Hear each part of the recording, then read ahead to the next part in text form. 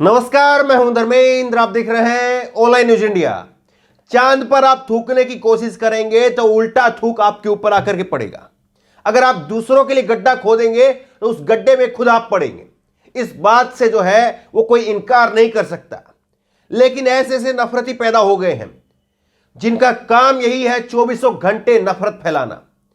और ये नफरती जो है वो हर जगह पाए जाते हैं। आप कहीं पर भी चले जाइए, ऐसे से नफरती जो है वो हर जगह आपको मिलेंगे। आप बैंक में जाएंगे, आपको वो नफरती मिलेंगे।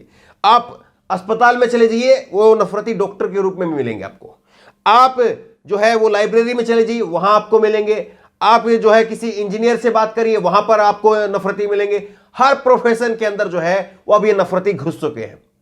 और देखिए कैसे इनका काम यही है कि 24 घंटे नफरत फैलाना। एक डॉक्टर है, अपने आप को डॉक्टर कहते हैं ये, और इन्होंने जो है वो नमाज को लेकर के बिल्कुल वाहियात बात कही, मुसलमानों को लेकर के बिल्कुल वाहियात, बिल्कुल घटिया बात कही।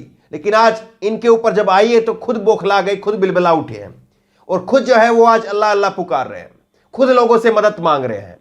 ये देखिए इन्होंने जो है ट्वीट किया था, ये इन्होंने ट्वीट किया 10 दिसंबर को, करीब 18 दिन पहले, ज़्यादा दिन नहीं लगा, 18 दिन पहले जो है ये गाली दे रहे थे। और आज 18 दिन बाद में जो है इनकी खुद की हालत कितनी पतली हो गई है। इन्होंने ट्वीट किया है, खुले में पोटी और खुले में नमाज दोनों ही गंभीर समस्याओं को जन्म देती है, दोनों से बचें। संदर्भ जनहित में जारी #नमाज इन्होंने लिखा है। तो ये कह रहे थे कि खुले में नमाज और खुले में पोटी। आप ये बताइए कि आप जो है किसी धर्म की धार्मिक जो भावनाएं हैं, उनकी परंपरा है, उसको आप पोटी के साथ में उसका कंपैरिजन कर रहे हैं। इतनी गंदगी भरी आपके दिमाग में। अगर कल को कोई पलट करके आपके धर्म के लिए कुछ कहे, आपको कैसा लगेगा? जैसा आपको लगेगा वैसा ही दूसरे को भी लगता है। लेकिन आप अपनी गंदगी में सब कुछ भूल गए। लेकिन देखिए ये बात इन्होंने 10 दिसंबर को कही और 18 दिन बाद में इनको रिजल्ट मिल गया। इनके सामने आईना आ गया और उस आईने में अपना चेहरा इनको दिखाई दिया। अब जो है ये ट्वीट कर रहे हैं। अब क्या कह रहे हैं? अब जब इनको लाठियां पड़ी दिल्ली पुलिस की तरफ से, तब इन्होंने कहा वही पुलिस वही गृह मंत्री। अब ये अमित शाह को गाली दे रहे हैं। 1 साल तक हथियारबंद लोग दिल्ली को चारों तरफ से बंद करके रख सकते हैं, लेकिन 50 डॉक्टर 1 हफ्ते तक शांतिपूर्व प्रदर्शन नहीं कर सकते। लोकतंत्र बनाम भीड़ तंत्र का अद्भुत उदाहरण पेश है ये देश। ये कह रहे हैं कि अब जो है इस देश के अंदर लोग आएंगे, वो दिल्ली के चारों तरफ जो है वो हथियारों के साथ में दिल्ली को बंधक बना लेंगे, लेकिन पुलिस कुछ नहीं कर पाती, गृह मंत्री कुछ नहीं कर पाते, और 50 डॉक्टर जो हैं वो अपनी मांगों को लेकर के प्रदर्शन नहीं कर सकते। अब ये बात कह रहे हैं। अब इसी को लेकर के जो है इनको ट्रोल कर दिया गया है, और ट्रोल करते हुए जो है लोग इनको लताड़ रहे हैं। आपको दिखाएंगे कैसे कुछ और अंधभक्त है वो भी आपको दिखाएंगे। लेकिन ये देखिए इन्होंने जो है वो लिखा है, ये अशरफ जो है, अशरफ ने इनको रिट्वीट करते हुए लिखा कि डॉक्टर साहब मुसलमानों के लिए क्या सोच रखते थे। ये इन्होंने ये ट्वीट किया। अब इसके बाद में इन्होंने उल्टा जो है वो अशरफ को रिट्वीट किया है और अब इन्होंने लिखा है, मियां पत्रकार कौन सी सोच बुरी लगी आपको? खुले में पोटी करना चाहते हो या नमाज? ये नमाज नहीं कह रहे हैं, नमाज कह रहे हैं, या दोनों? क्योंकि ये दोनों काम सऊदी अरब जो आपके तथाकथित संरक्षक हैं से अमेरिका तक हर जगह गैर कानूनी है, क्योंकि इनसे कई समस्याओं का जन्म होता है। इस बात को कह रहे हैं। मतलब कि इनके तेवर जो है वो अभी भी ढीले नहीं हुए, ये अभी भी उसी गंदगी मानसिकता के साथ में जी रहे हैं। अब इसी को लेकर के शहनवाज अंसारी ने ट्वीट किया है और उन्होंने लिखा है, मुसलमानों के लिए इतनी नफरत पाले हुए लोगों के समर्थन में लिखने की बात करते हो। मैंने सुबह ही कहा था प्रोटेस्ट कर रहे 98% डॉक्टरों ने मुस्लिम मुक्त भारत बनाने के लिए भाजपा को वोट दिया होगा। कायदे से देखा जाए तो ये देशद्रोही हैं, इन पर लठ गिरना चाहिए। और इन्होंने हैशटैग बनाया है दिल्ली पुलिस लठ बजाओ। जो हैशटैग जो है वो भगवाधारी लोग जो है वो जाफराबाद में और जहां पर दंगे हुए थे उस वक्त में कह रहे थे दिल्ली पुलिस लठ बजाओ, हम तुम्हारे साथ हैं। वही हैशटैग जो इन्होंने यहां पर यूज किया है। तो आप देखिए कैसे जो है ये सब कुछ हो गया है और कैसे जो है पूरा मामला पलट गया है। अब देखिए एक और जो है वो आपको दिखाते हैं। एक और अंधभक्त है, इनका नाम है डॉक्टर विवेक चौकसी, और ये इनका पहले बायो आप देखिए, जो ट्विटर बायो है ये आप देखिए। इन्होंने ये लिखा है कि क्वाइंड स्लोगन, मतलब उस स्लोगन को जो है वो ईजाद करने का काम किया है, मोदी है तो मुमकिन है। ये कह रहे हैं कि मैंने ये स्लोगन बनाया है। इसके बाद में इन्होंने एक और स्लोगन नीचे लिखा है, हैशटैग जहां सहा वहां रहा। जहां अमित शाह की बात कह रहे हैं कि जहां अमित शाह है वहां पर रास्ते निकल जाते हैं। एक और है, कल हो या आज सिर्फ शिवराज।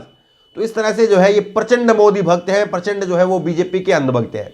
अब ये क्या कह रहे हैं, इनका ट्वीट आया है अब, और ये इनका ट्वीट आप देखिए, ये तेरी आवाज है, ये मेरी आवाज है, ये अंत नहीं आगाज है, डॉक्टरी पैसा नहीं इस पर मुझे नाज है मेरा कल तो तेरा आज है, घर से निकल ये सिर्फ मेरी नहीं ये तेरी भी आवाज है। अब जो है ये कह रहे कि आवाज मिलाओ, आवाज एक करो, हम एक हैं और इकट्ठे हो जाओ, आप लोग घर से निकल करके आओ, ये सारी बातें कह रहे हैं। सोच करके देखिए, इन लोगों को इतना भी नहीं मालूम कि नंबर सबका आता है। आज जो है वो डॉक्टरों का नंबर आया है तो डॉक्टरों को बात समझ में आ रही है, और जो डॉक्टरों में अंधभक्त थे उनको पता चल रहा है कि तुम लोग किसके लिए काम कर रहे थे।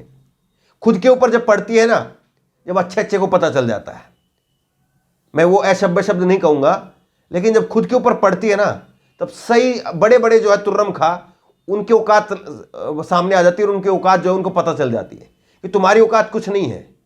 तुम जो है वो गुठली की तरीके से तुमको चूसने का काम कर रहे थे और फिर फेंक देंगे। इनकी औकात केवल इतनी ही है। इससे पहले आप देख लीजिए बैंक के लोग, ये बैंक वाले वही लोग थे जिन्होंने नोटबंदी में एक जो है उफ तक नहीं करी और लगे रहे 24 घंटे।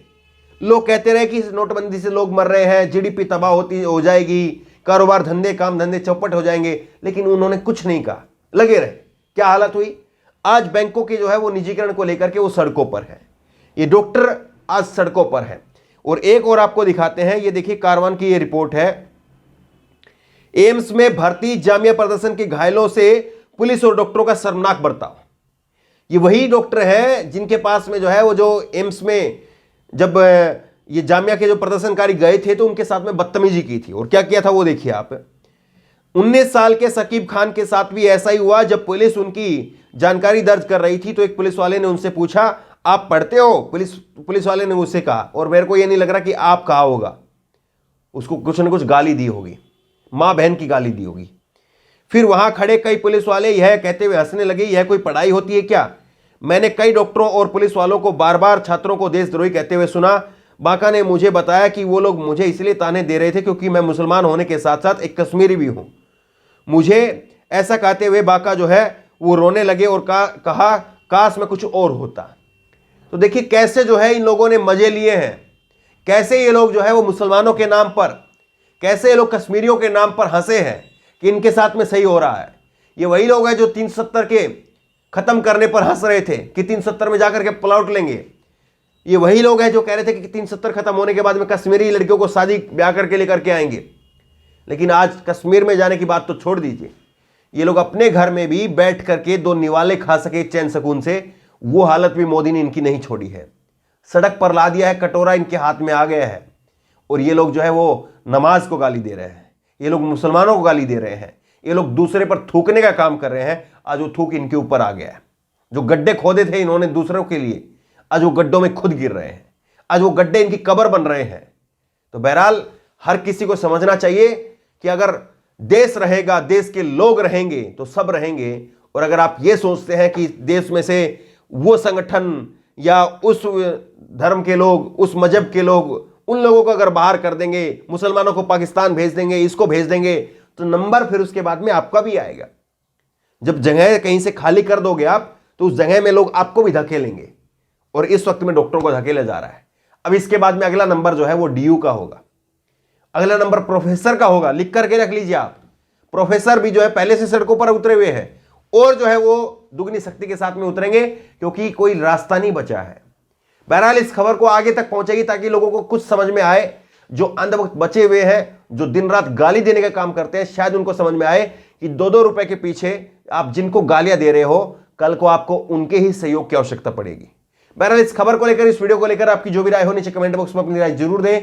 और इसी तरह की तमाम खबरों के लिए ऑनलाइन न्यूज़ इंडिया सब्सक्राइब करें, साथ में जो बेल आइकन है घंटी उसको जरूर दबाएं, ताकि जैसे वीडियो अपलोड करें उसकी नोटिफिकेशन आपको तुरंत मिल सके। धन्यवाद। चैनल को सब्सक्राइब करें और घंटी जरूर दबाएं।